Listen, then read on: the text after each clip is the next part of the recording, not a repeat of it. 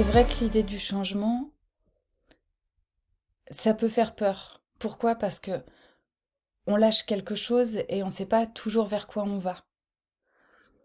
Et il y a une grande partie de mon travail qui consiste à faire sentir là où on va. Et donc du coup, euh, la peur peut lâcher. Le changement qui s'installe, en plus, il est permanent, il est là, il s'installe de façon pérenne. Et on se vit changer. C'est pas un travail de volonté, le travail que moi je propose.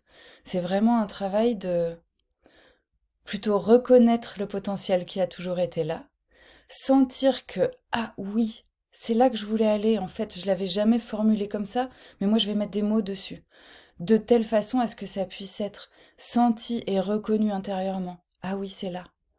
Et donc du coup, il n'y a plus de peur, et on peut rentrer dedans et se sentir différent. Réaliser que là, ouais, j'ai réagi de façon différente par rapport à d'habitude. Et ok, et on l'observe. On observe que c'est plus léger, on observe que c'est plus en cohérence avec soi.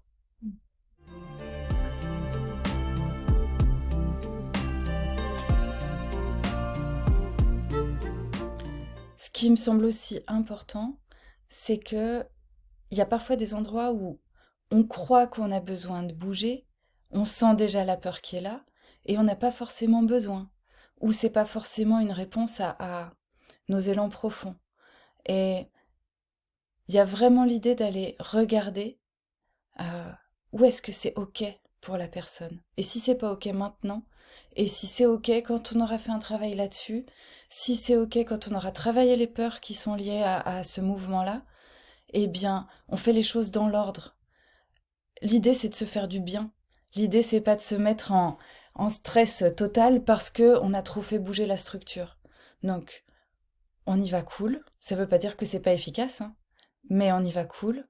Et on avance dans la direction qui est OK, pas forcément pour le conscient, mais surtout pour l'inconscient, pour les profondeurs de la personne, et qui permet de se réaligner entre conscient et inconscient en respectant euh, une sorte d'écologie intérieure, profondément.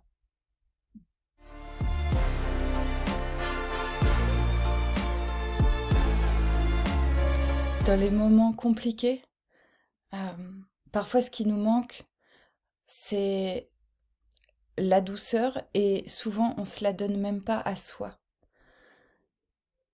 Être vu avec douceur, ça permet de se donner cette même douceur. Ça permet de rétablir ce droit-là à l'intérieur de soi. Euh, et puis, sentir qu'on est vu, euh, c'est aussi sortir de la sensation de solitude qu'on peut avoir quand on traverse des moments qui sont parfois vraiment compliqués. Sentir qu'on est vu pour de vrai, pour ce qu'on est dedans, pas pour l'image qu'on donne à voir, pas pour les trucs qu'on a négociés ou les erreurs qu'on a faites ou autres, parce que c'est le cas de tout le monde en fait. Mais non, dessous, qui est là? Et pour moi, avancer vers cet endroit-là, c'est, ça nécessite d'avoir beaucoup de respect, beaucoup de douceur et d'aller avec délicatesse, voilà, reconnaître cet endroit-là et le donner à voir.